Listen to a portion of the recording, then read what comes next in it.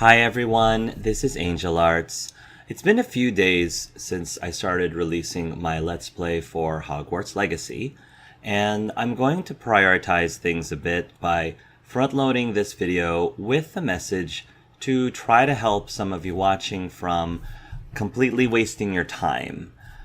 I'm sure there's going to be people out there who will see the title of this video, not bother to watch it at all, automatically dislike it, or even write scathing and unproductive comments below. But for those of you who do decide to watch the first few minutes up to this point, let me try to save you from losing precious minutes of your time. On my channel, I try very hard to be respectful and inclusive of other people's views, including those I don't agree with. I try to maintain a safe space away from unnecessary negativity that is ultimately unproductive. I'm not perfect at this, but I try really hard.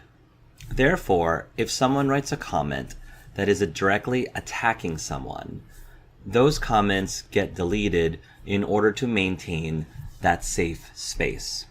So I'm informing you of that right now so that you don't end up wasting your time. Because if your comment gets deleted, you're not getting that time back.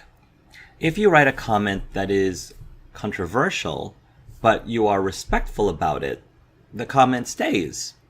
And if any viewers that do agree with my views attack someone in the comments, those comments get deleted too. In fact, I've already deleted a few comments from my viewers in my first couple of Hogwarts Legacy videos because I deemed them as unnecessarily negative and unproductive, even though we are aligned in our opinions about the game. So it does go both ways. So if you do decide to comment on this video below, whether it's directed towards me or someone else, just keep that in mind. To continue, I specifically waited a few days before creating this video. In fact, I wasn't necessarily planning on making a video like this in the first place because I was hoping it wouldn't be necessary. And to be honest, I still don't think creating this video is necessary because I don't believe that I should have to justify why I am playing a video game, nor do I feel that it's necessary for me to try to prove or convince anyone that I don't hate trans people, or I don't hate Jewish people, or whatever the case may be. I don't think anyone should have to do that. And if I'm being honest, it really does sadden me that some video gamers do feel that they have to do that in order to save their viewership. I know this is going to be a long video, so apologies ahead of time. I already feel like I'm spending more time on this than I should be, so as much as possible, I want to just lay all my thoughts out on one video and move forward from there. Which brings me to my next point. Another reason why I didn't post this video sooner, nor even thought to create this initially to begin with, is because anyone who has been a viewer of my channel knows that one of my least motivations of YouTubing is how many subscribers and viewers that I have. I create videos on YouTube because it's fun. I just love creating content that I hope even a handful of people may be interested in. Not because I want to amass as many subscribers as possible. That's why I never tell anyone in any of my videos to please like and subscribe or to hit a bell. Not at all knocking anyone who does that, because they of course have their motivations to do so, which are perfectly legitimate. But that's never been a reason for me to be on YouTube. So I'm not creating this video to rescue my channel or to save my subscriber count. because I don't monetize any of my videos. I don't make a fraction of a cent on this channel. A grand exodus of people leaving my channel for a video game that I'm let's playing doesn't really affect me in the grand scheme of things. If people want to leave or unsubscribe, I have 100% respect for anyone who wishes to do that for whatever reasons. And I will always be grateful and appreciative for the time that they were subscribed or were watching my content up to that point. Totally no ill will there. Unless you start attacking people. That's where things can be an issue.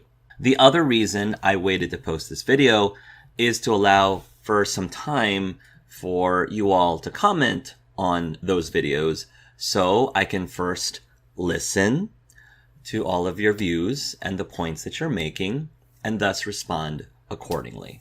So now that I've covered all that background context just about my channel in general, let's talk about the Hogwarts Legacy controversy itself, shall we? So here is my response to some feedback that I've already been given. Point number 1.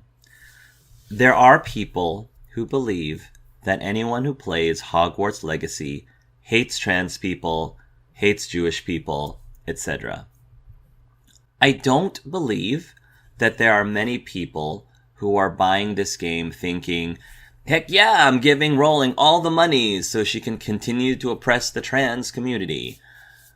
I think anyone who would fall under that category would find themselves in an overwhelmingly tiny percentage of the overall players of this game, if at all. Whatever motivations people have of playing or supporting this game, I guarantee you that the vast percentage of them are playing this game because A, they enjoy video games of the Wizarding World universe, or B, just enjoy that IP in general and have been waiting to finally play a game like this after so many years of these stories bringing them joy, happiness, and just general positivity in their lives. They most likely have zero care whatsoever about Rowling's views or moral opinions. Now, some of you may be saying, well, in that case, they're just being ignorant then, and that's just as bad, if not worse. Even if I were to agree with that, that is still totally different than saying that people who play these games are automatically anti-trans. Those are two totally different things. I personally was never a fan of President Donald Trump, and that's putting it lightly. But I do remember during the election period, a lot of my LGBTQ plus friends were making posts on their Facebook saying that anyone who votes for Trump should unfriend them now because they clearly hate LGBTQ plus people like them. Regardless of my opinions of who people should support politically, I don't believe that the vast majority of people who were supporting Trump were doing so because they hate all the gays. Sure, there may be some, but I think the overwhelming majority have other reasons why they support Trump that have nothing to do with the LGBTQ plus community. Regardless of whether you and I believe those reasons are legit or not. Should you try to convince people to not support someone if you think it will negatively affect or impact you or the people in your community? Of course. But unfriending someone, presuming what their motivations are, or accusing someone of being homophobic is most likely not going to be an effective way of supporting your cause. And even worse, it could very well do more harm than good overall. Which brings me to point number 2, which is, what is the net gain of your actions? Most things in life are not cut and dry. They are not all or nothing. Whatever decision you make, including inaction, including not doing anything, has consequences, as we know. But the consequences are not all 100% positive or all 100% negative. More often than not, in reality, the decisions we make have a mix of different various ramifications. Some good, some bad, some neutral. And ultimately, we tend to weigh our decisions based on what we think provides the best net gain. You probably have heard of the term pick your poison or choose the lesser of two evils. That's essentially what I'm getting at.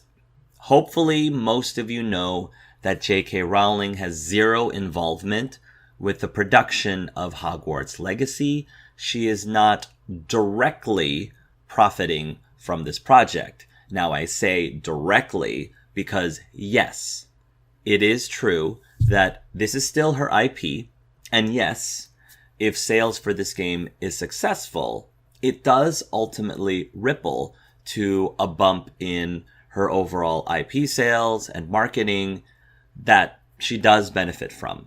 So I'm not going to sit here and say she isn't affected at all by people deciding to support the game or not.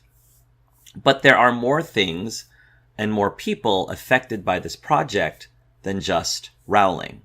Those who are attacking gamers who decide to play Hogwarts Legacy, I believe, are attacking the wrong thing, or at least attacking something that doesn't maximize their overall impact and thus provide the most positive net gain. If your ultimate goal is to support the trans community, there are far more effective and productive ways to do that than just griefing someone or attacking someone for playing a video game. You can donate to charities, you can contact your elected officials, you can work to pass laws, you can work with schools to make them safe for transgender students, you can work with homeless shelters to make them safe for the transgender community, you can work with suicide prevention, HIV prevention and treatment, alcohol and drug abuse treatment. The list goes on. Those are all great options to truly help the transgender community in a very effective and more direct way. And if any of you are not doing any of those things, or if you're not doing what I consider to be enough of them, I'm not going to sit here and grief you about it, nor am I going to ask you, why do you hate trans people so much? Why aren't you doing all of these things? I'm not going to tell you what I have done to help the trans community, because that is not the purpose of this video. Because in principle, I shouldn't have to do that. And neither should anyone else who decides to play this game, in my opinion. Point number 3. There are hundreds of people who were involved in producing this game. People who I believe predominantly have zero affiliation with Rowling's personal views and probably are completely against her opinions of the trans community. I would like to believe that the overwhelming majority of these people are involved in this project because A, they are passionate of the Wizarding World universe, B, have a deep desire to create a game that gives fans what they have been clamming for years, or C, they just want to create something that's positive, fun, beloved, and brings joy to gamers. I very, very much doubt that they are in it to screw over specific marginalized communities. And I hope you all know and understand that the game development industry is notorious for being one of the most stressful, overworked, and underappreciated jobs in the tech industry. The hours are long, the deadlines are demanding. These people work their butt off. And I don't believe they deserve to have their game fail because of the views of one person who, again, has zero direct affiliation to the project. Instead, I believe that the success or failure should be based purely on the merits of the game itself. I do not believe that we need to punish the careers and livelihood of hundreds of people just to get at one person. And ultimately, I believe that the net good that is gained by supporting a game like this greatly outweighs the net bad. Point number 4. What I love about the game is that there is a lot of representation within it, and not just within the LGBTQ plus community. And some of you, of course, may argue that's all just a ploy. It's just a business strategy to get more people to buy the game. They don't really care about representing people. I don't personally believe that's all it is, but even if it were true, representation in a successful A-list game like Hogwarts Legacy will still have very positive impact, a large net of positive impact overall. There are media out there that have tried to be more representative of the LGBTQ plus community. Recent examples include the Buzz Lightyear movie and I think A Strange World or Strange World from Disney. But those were critically ridiculed for having that representation there. I'm not going to debate on whether those movies were good or bad overall because that's not within the scope of this discussion. But what I do know is that Hogwarts Legacy has been critically acclaimed more positively than those movies, despite the sheer amount of representation it contains. And I think that is a very positive thing that does more good than bad. Whether you choose to purchase the game or not is your business. And whether you choose to continue subscribing to or supporting a content creator who decides to let's play or live stream the game is again 100% your business. If you choose to cut ties with me, again, I just wanted to say that I am of course grateful for the time that we have shared in the past up to this point. And I wish you well with whoever else you decide to follow and support from here on out. I have zero animosity towards whatever you feel deep in your heart is right for you. At least from my end, we're cool. So for those of you who reached the end of this video, thanks so much for listening. Until then, everyone, love yourselves and love each other.